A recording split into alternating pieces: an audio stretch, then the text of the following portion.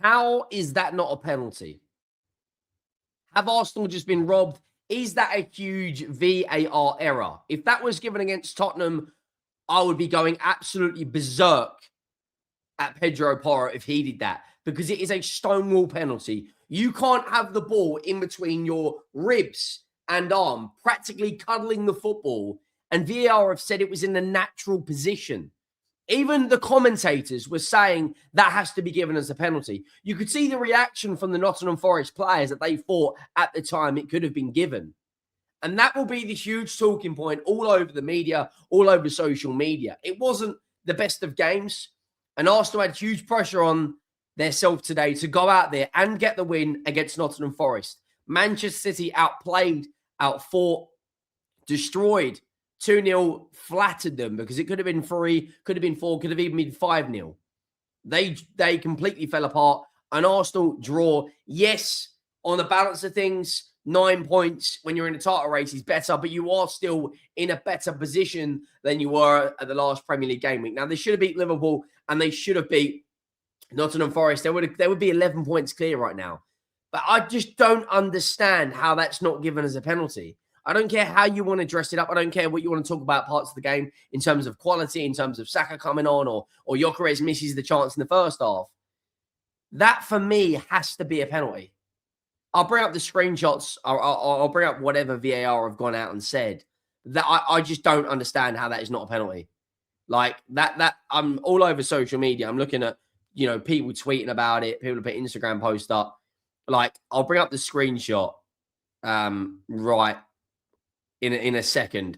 Make sure you go down and drop a like on the video if you haven't already. Make sure you check out the Manchester City reaction and get over on the second channel and check out Tottenham 1, West Ham 2, in which was, at this point, it's just painful. I'm not going to lie. The road to 100K is well and truly on. We're under 700 subscribers away from hitting 88K.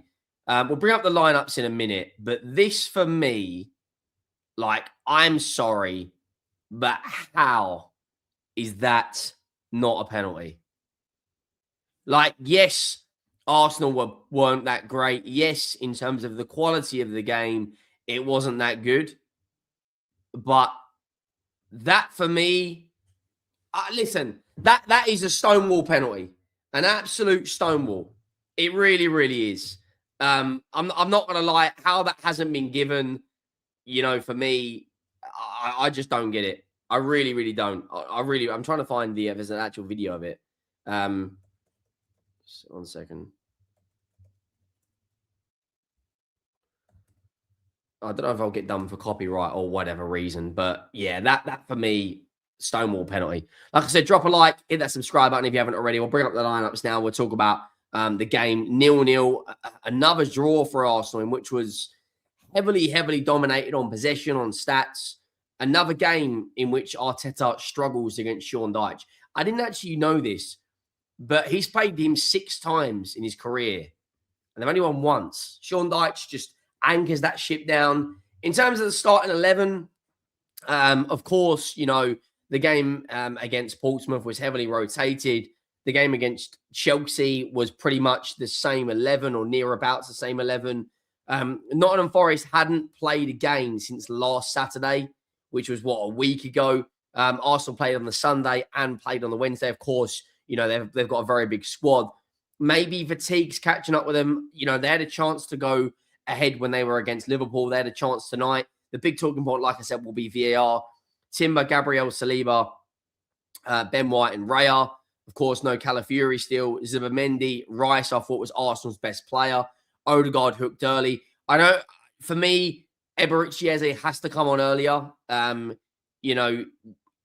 me, he's got too much quality to be sitting there and coming on with 10 minutes where he don't, he doesn't really have a huge amount of time to come on and change things.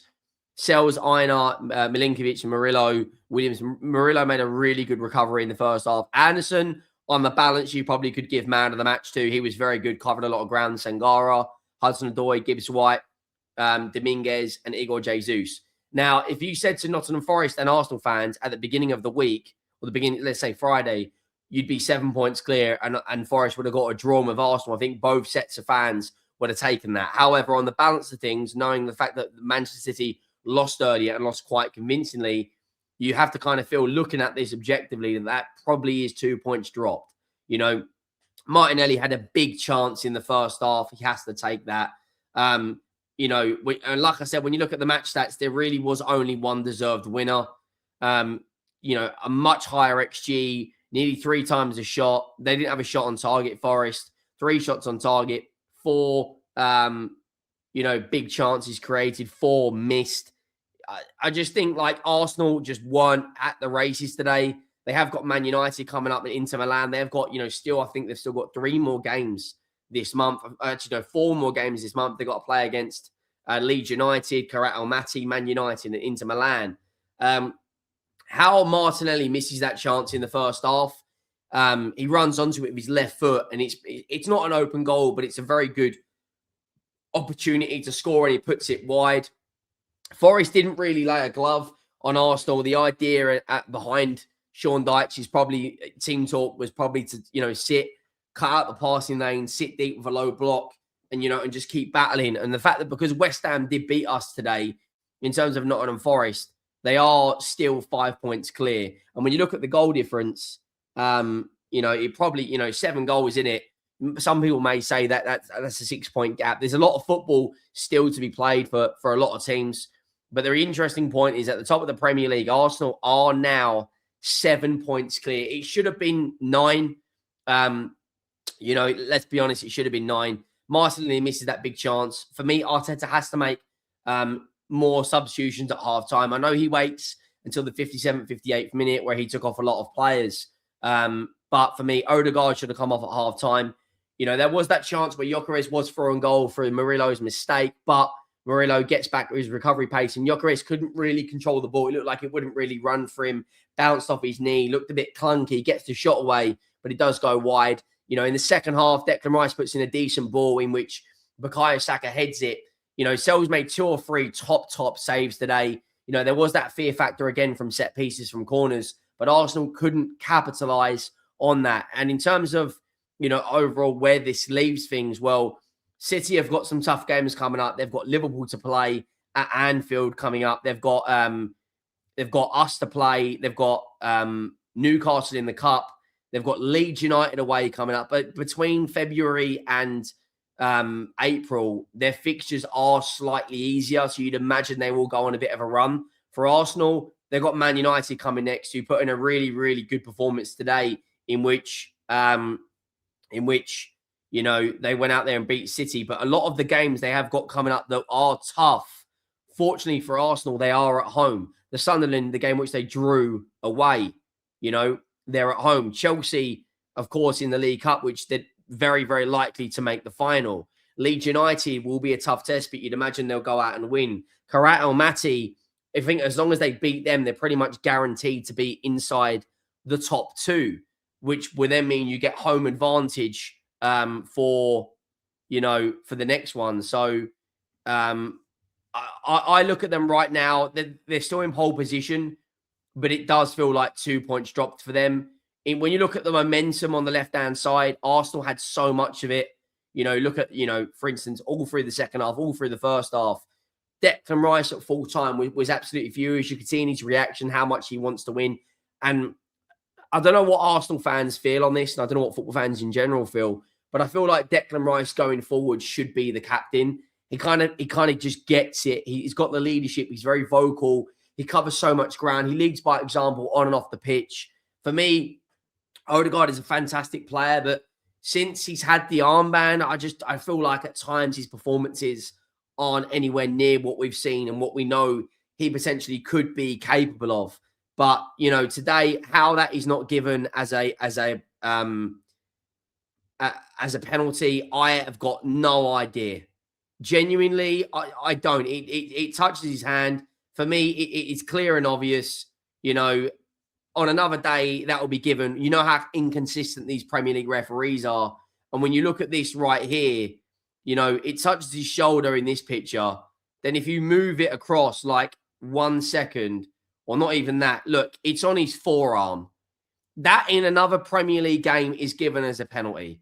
You know, and then when you just watch it, it bounced off his arm, then off his leg, and then down. Now, VAR have come out and said that's in a natural position. I strongly disagree. And I think if they get that penalty, Saka or Declan Rice steps up. And, we're currently talking about a different game. We're coming on here saying that Arsenal are 9 points clear. However, there's some positives for both sides to take. Nottingham Forest were at one point only 4 points, ahead of West Ham. Now they're 5. And now Arsenal have gone from 6 points to 7 points ahead of Man City, who do have problems. Man City are currently is at no wins in their last 4 Premier League games, with draws to Brighton, draws to Chelsea, draws to Sunderland, lost to Manchester United. They're saying not quite right. Haaland again, another big game, not getting service. Phil Foden, it's not fully firing for him, is it? But look, there's a lot to get into. Let me know your thoughts down below in the comments. Make sure you drop a like. Make sure you go down and hit that subscribe button. Let me know your thoughts, and I will see you next time. Thank you for watching. I am out.